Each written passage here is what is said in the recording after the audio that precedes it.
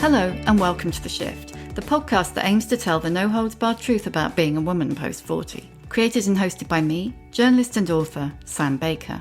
This week's guest is a writer, photographer, crofter and expert at the dark art of being alone. Tamsin Calidas lived a relatively anonymous life on a small Scottish island until she wrote her memoir, I Am an Island, about her experience of moving from London to the comparatively remote Hebrides. In doing so, she was living the dream of every midlife woman I know. Or was she? On that day when I walked in, I really felt this was my home, and I also felt that I knew it from before, and it's something that's grown stronger and stronger over the years. I think with my Celtic thread, land has always been part of my DNA. It's there in my blood. From her stone croft, no heating, and on the day we talk, bloody freezing, Tamsin is disarmingly honest about infertility, becoming perimenopausal in her 30s, and adapting to life as an older single woman in a community built on family. She also talks about living in nature, how wild swimming saved her, and the benefits of choosing the harder path. She was speaking to me from the Hebrides, so apologies for the occasionally shonky sound.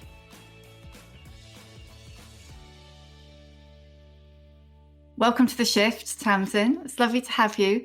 Because I can see you are in the most unusual place, please tell the listeners about the room you're in, about where you are. So I'm sitting in the very old part of the cottage, and I've got bare stone walls behind me. Those are about 3 foot thick, and they're actually built from the stones that have been prized up from the land here. And, you can really feel that intimacy of the land within the house. It's very cold here just today because my old stove is packed up, and I'll be lighting a fire a bit later. I'm generally quite warm in the mornings, having done my rounds with the sheep and, had a swim. And it's a beautiful, bright day, very early light over the mountains this morning, crystal clear, orange amber lights, and that's definitely the spring on the way with a very hard frost.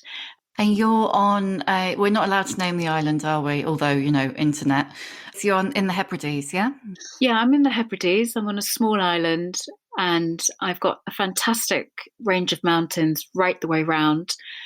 So I've got Nevis on one side and Benever, which is the ancient mountain of the Thunderbolt, sheltered in a sense by that mountain range and the bigger peaks. And we have kind of like a microclimate in the sense that we don't have huge elevations here. So quite often that heavy fall scuds over the top, and we have a little bit of the drier weather here, but it all depends what time of year. Yeah, absolutely. You've been on the island 17 years now.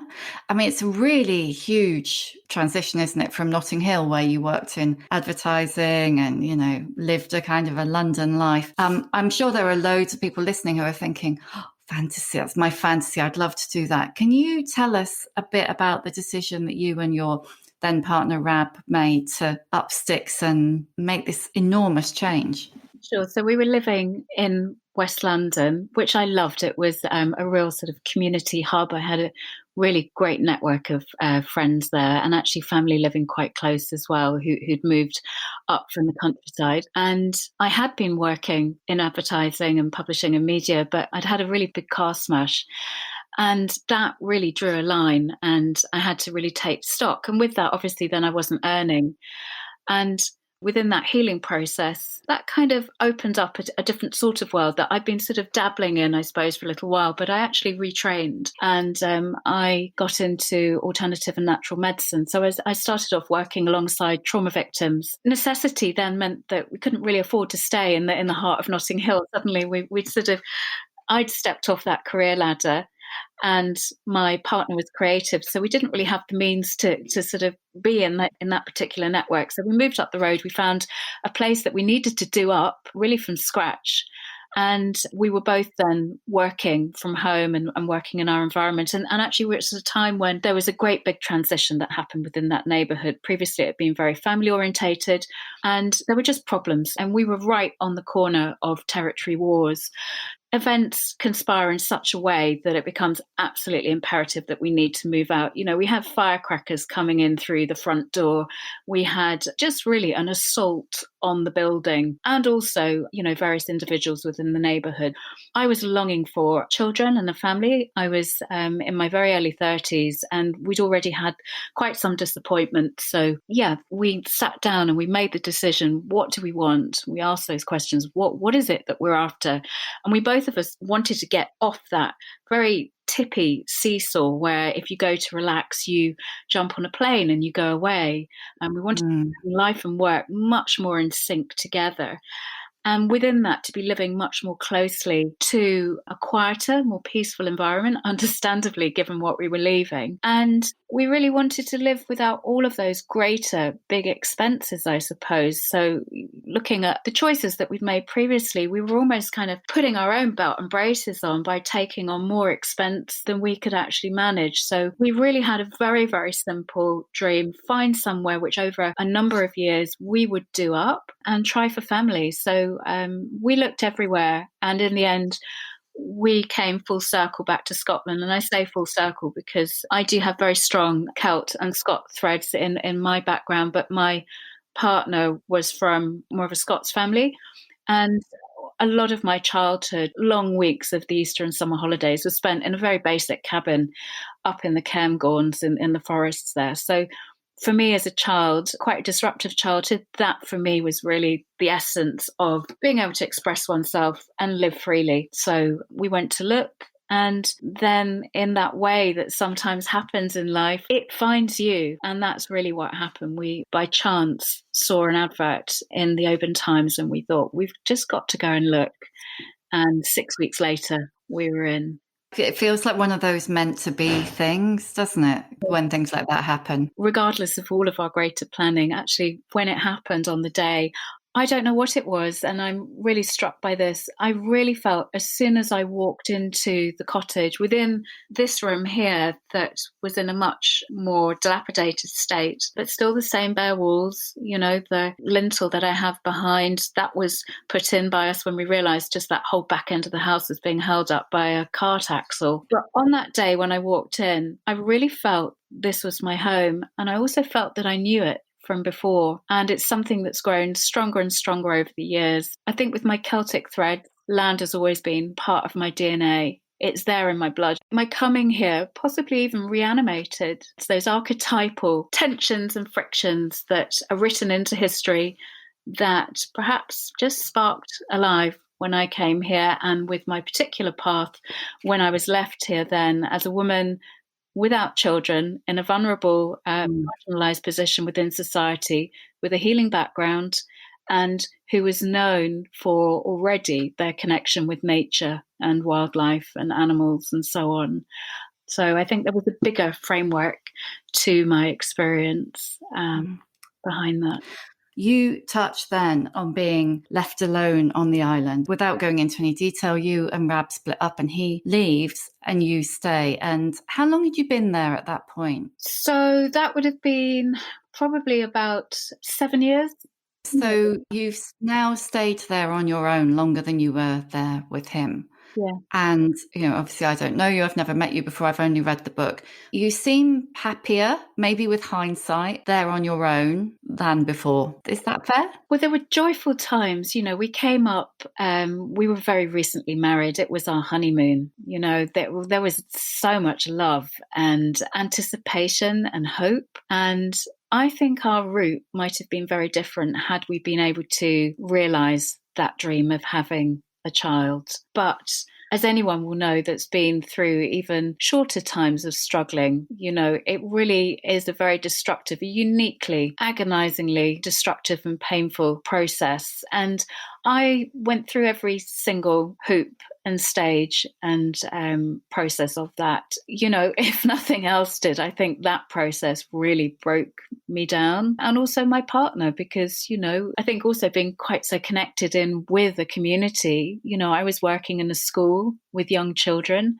And he was actually working on the ferry. He was part of the crew for a little while. That seasonal progression and shift and change it was all made up of these wonderful rhythms of family structures And I think belonging would have been very different for us and would have been a much easier pathway had we been able to have children.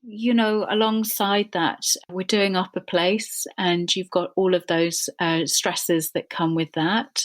Now, when I'm here, life's a lot calmer. And I think it's something to celebrate, actually, being a woman living on one's own. I've not been in a relationship consciously for a very long time. There was maybe a year when I had maybe a date or two, but I've been so immersed in really trying to gather up all of these broken threads and to really stitch myself back into a different fabric, and one that now works much more holistically. There hasn't been room to have that type of relationship with another person. And actually now I've been through really the hard, lonely years with that as well. That's to be acknowledged. Interestingly, it's not really something I miss. If life shows itself, that's something different. But living here alone it's a wonderful experience. And I'm not alone because I do have very good friends within the community and also in the wider mainland.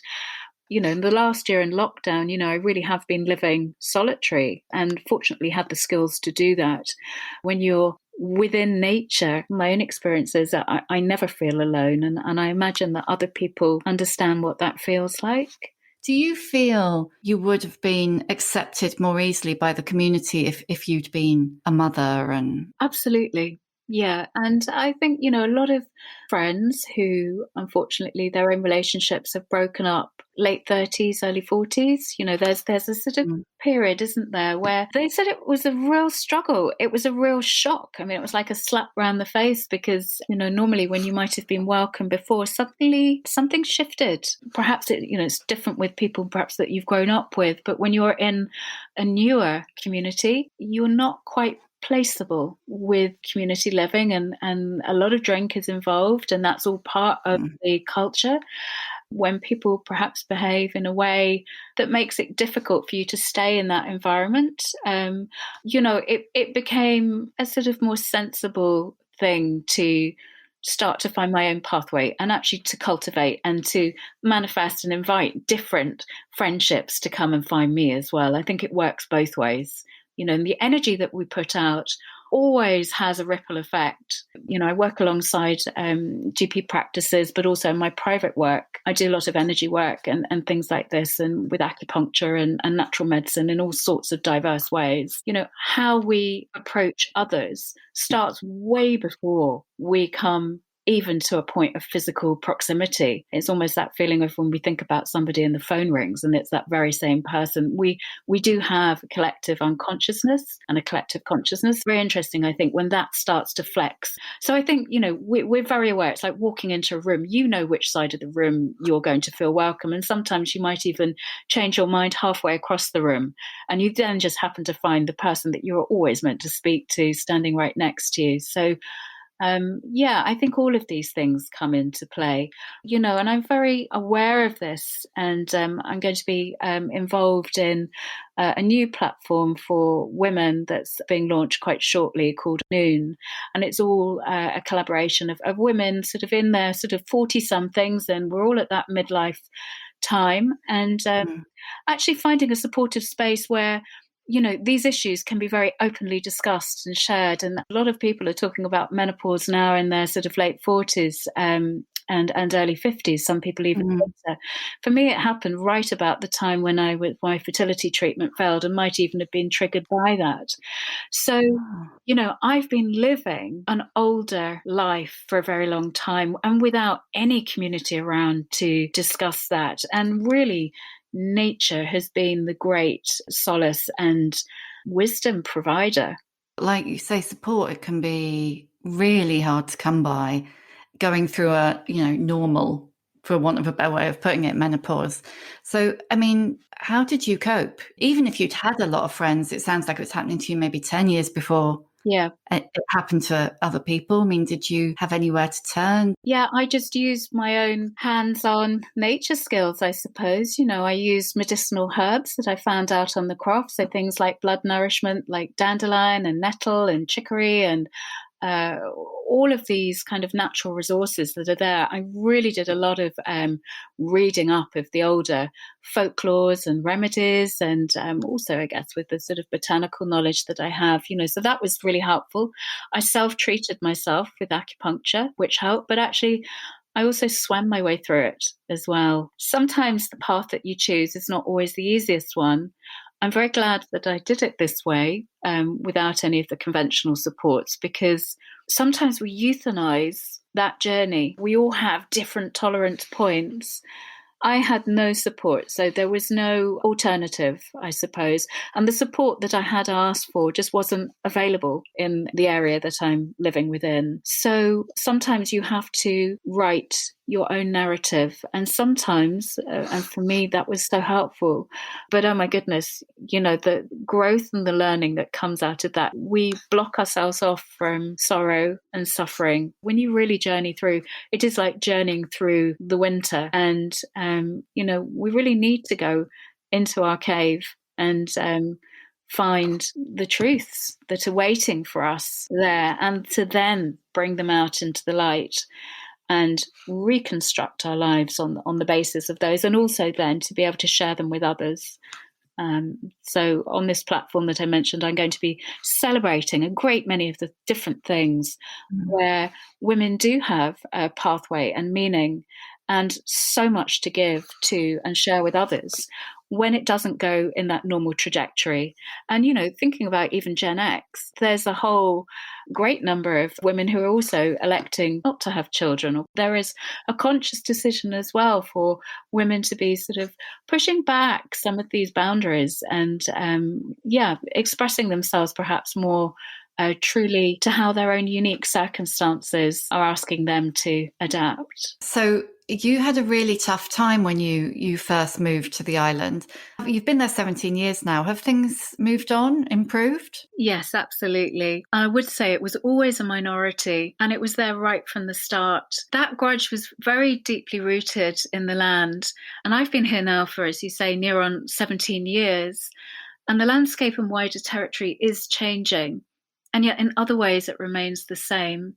And I guess that's true of any community, isn't it? It's a reality that in any society, certain groups are more dominant than others. Sometimes, unfortunately, they thrive on aggressive or belittling behaviours rather than on fostering understanding and empathy. Sorry to interrupt you. Did you find that it was a particularly patriarchal sort of society that you just weren't, almost more so than you were used to? Yeah, I think so. And partly because it was so rural and very agricultural, and the way that balance of roles was employed and how it showed itself was very much a very, very traditional split of roles. So when I then was left, to look after the croft with my two broken hands and really, halfway down on my knees already after a much longer struggle, it became very, very difficult to thrive within that community because, one, you didn't want to be asking, I guess, for too many helps and favors that you weren't physically able to return at that point. And that also can kind of set up a very difficult system of weights and balances where you're kind of indebted. And I think as a woman on your own, that puts you in a very vulnerable situation that can also be taken advantage of. So I'm by no means the only one.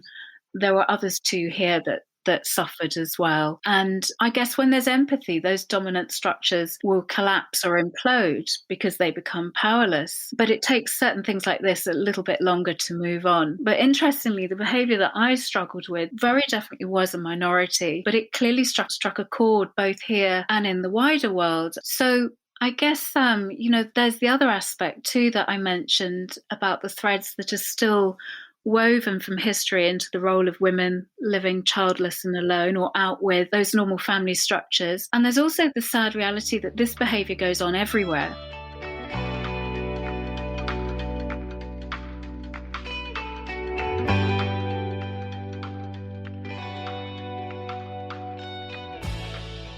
Has it changed as you've got older? Has the language that's used about you improved, got worse? It's just changed, hasn't it? And it's interesting to reflect on how not just the content of that language changes, but also the tone of it. So this Sunday, I was kind of taken by surprise. I was planting bulbs in the garden.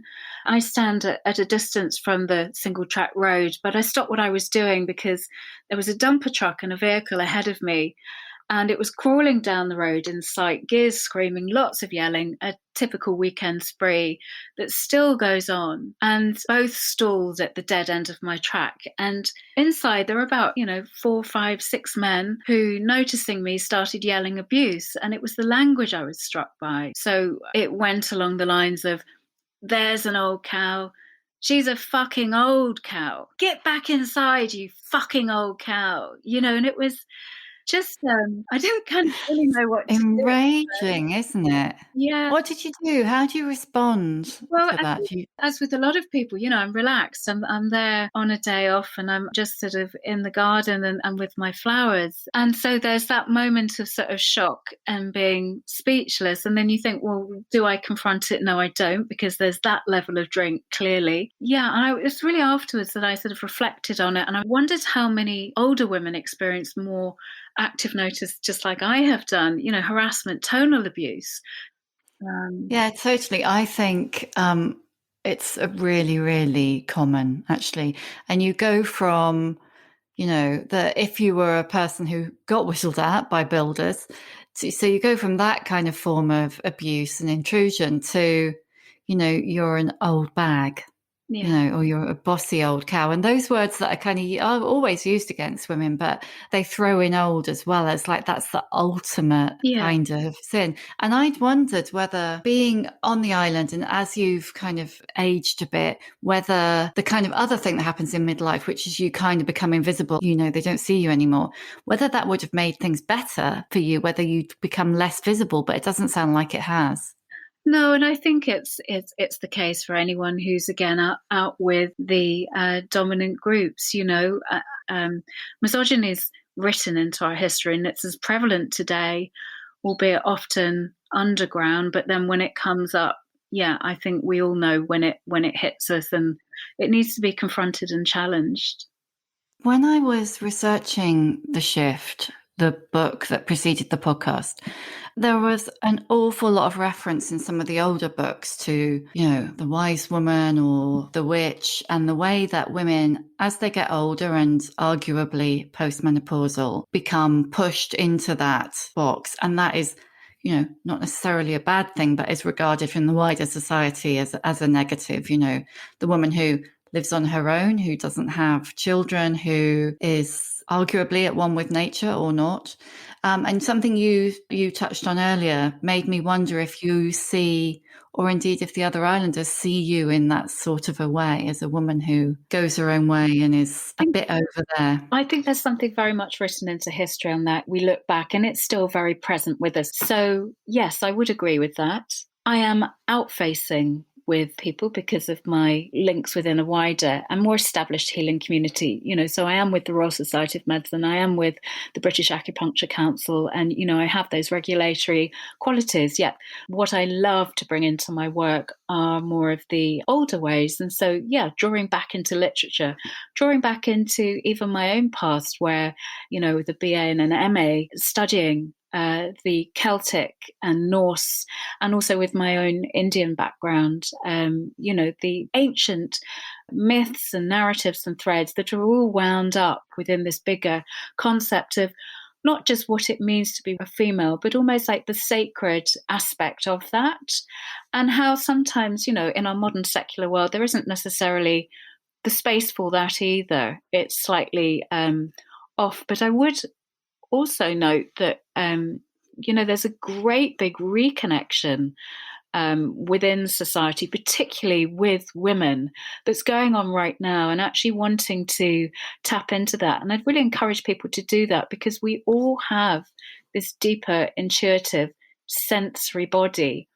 And sometimes we are so disconnect with that, perhaps through habitually running ourselves quite so fast, giving out to so many different people in so many different ways that sometimes, particularly with children, sometimes it actually becomes hard to actually tune in and to really work with that inner voice. And this is something that I work with very closely. And it's all about rewilding oneself within whatever landscape we find, because all of our truths lie within. So it's actually starting to tap into that little inner voice. Sometimes, you're just about to go and do something, and there'll be just this sense that, well, should I be doing that right now? Or am I actually equipped at this point in time to be able to deal with, or to have the necessary resilience to deal with this right now? Might it be better to reorchestrate how I'm going to sort of schedule my week and things like this?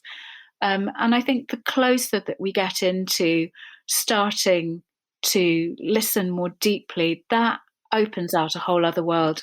And I'd actually connect that into other frameworks, because they're all sort of saying the same thing. So let's say with meditation, perhaps with whatever other rituals, or physical activities that people do. So that wonderful commune that so many of us are getting when we go into wild water and swimming, that sense of complete being, without that segmentation, we become so in touch in that present moment and in our full sensory body.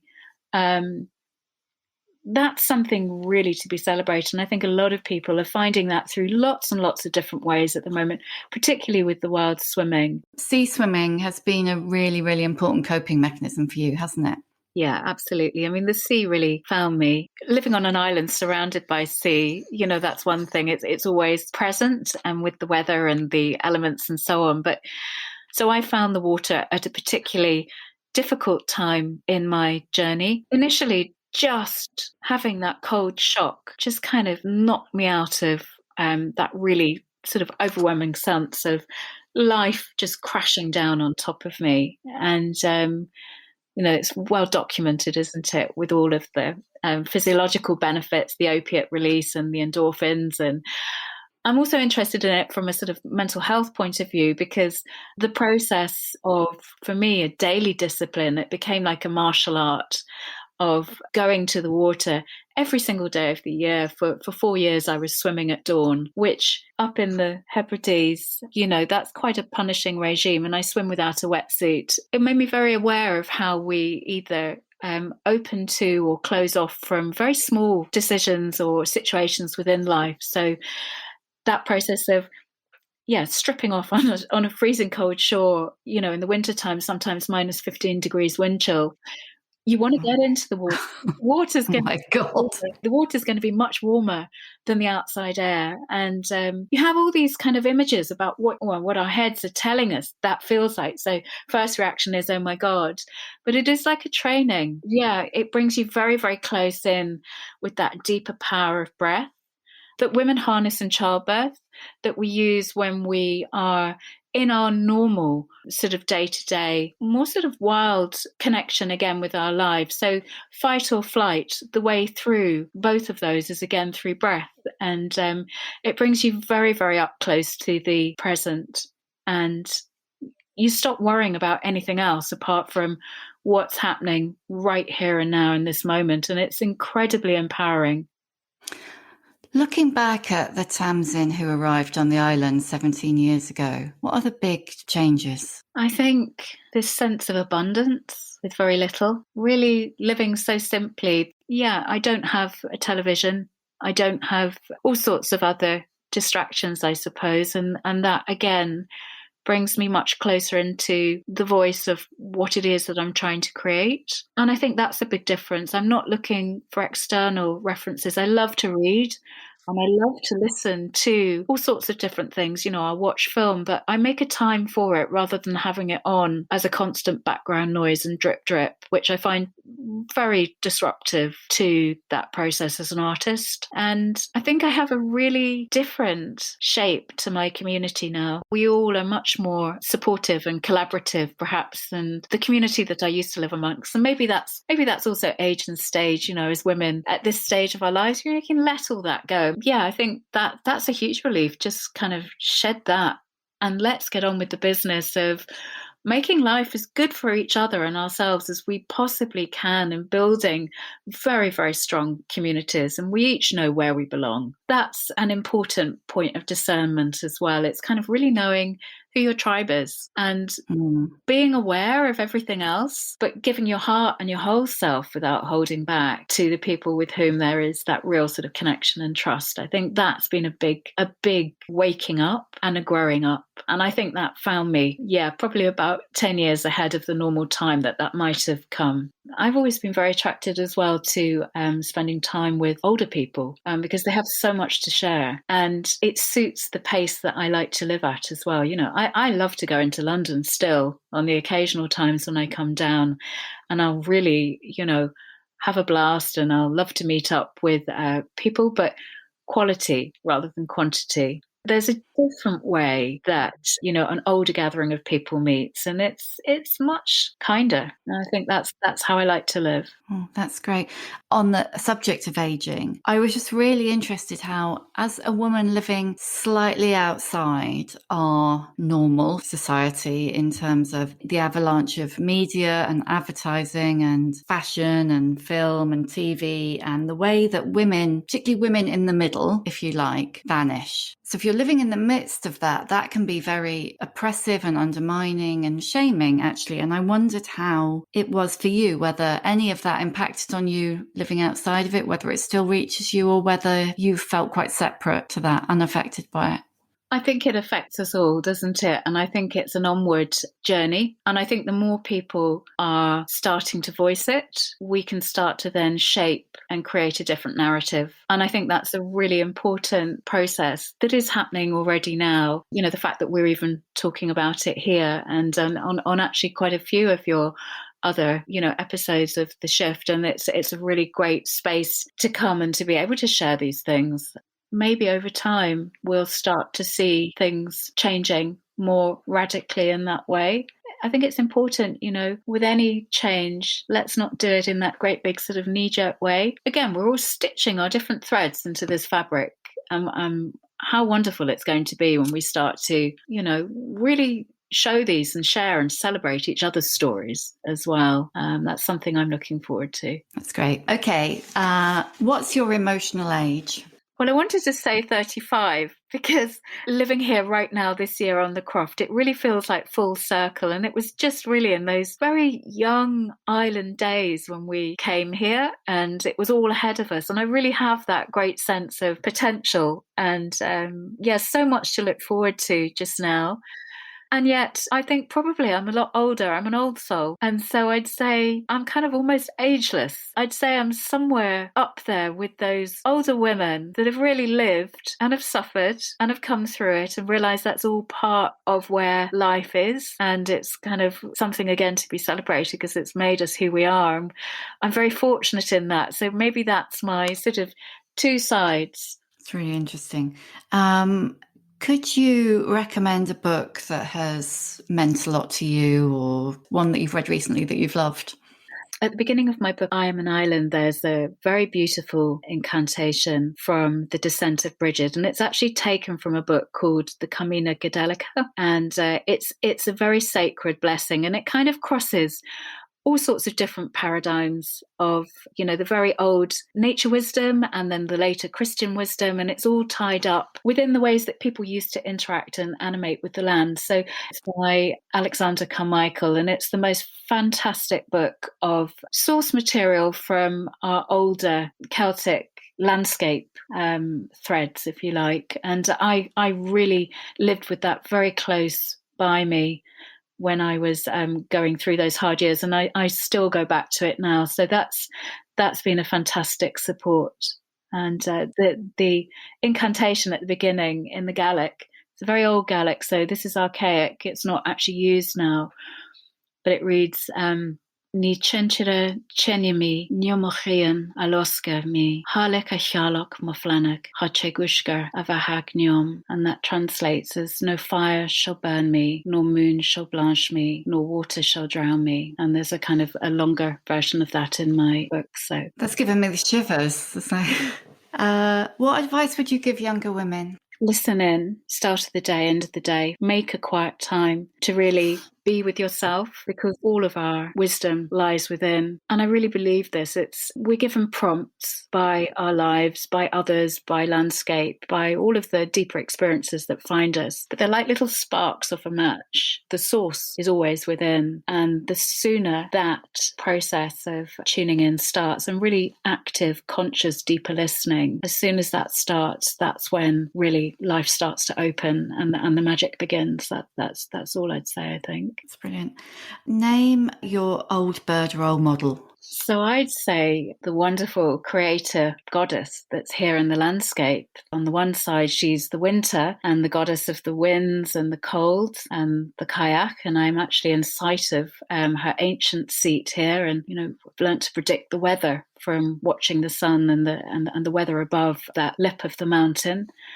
And then also her other face, which is that of the light. And that's the very ancient Bridget. And she is the goddess of light and of fire and of all that's ahead of us, I suppose. And here on the croft, I'm also sitting on literally a very ancient Neolithic, the earliest seat of fire in this whole area. So there's this wonderful confluence of energies, and my living right here in this room with the stone walls of the land, being guided by the landscape every day of my life here. I think she has to be my wise old bird. So, certainly they don't get older or wiser than that, do they? What would be your superpower? Nature. Yeah, everything in nature, and having lived it so immersively, with the cold water swimming, living in the land, the hardships, the joys, all of that. And again, everything that we might ever need to know is right there waiting to show us. Brilliant. And last one, how many fucks do you give? Well, being an old soul, I might even reframe that. And I'd sort of say, I just care about the earth and all that's in it so much. And so if it's within that context, everything, there's an infinite number. It's unquantifiable. My great longing would be that everybody really finds time to connect at a heart level, at a sensory level, so that it becomes then a matter of conscience rather than a cognitive idea about, going to nature. We are wild within, that wilder voice lies inside all of us. So I'd say whatever it takes to ignite and reanimate that, even if it's just for a moment, that for me would be worth everything. That's really brilliant. Thank you so much for sharing that with us. Thank you for listening. You can hear a new episode of The Shift each Tuesday on Acast, Apple Podcasts, Spotify, or wherever you get your podcasts. If you like what you hear, please do rate, review and follow, because it really does help other people find us. And if you'd like to know more about my own experience of shifting, my book, The Shift, How I Lost and Found Myself After 40, and you can too, is out now in paperback. See you next time.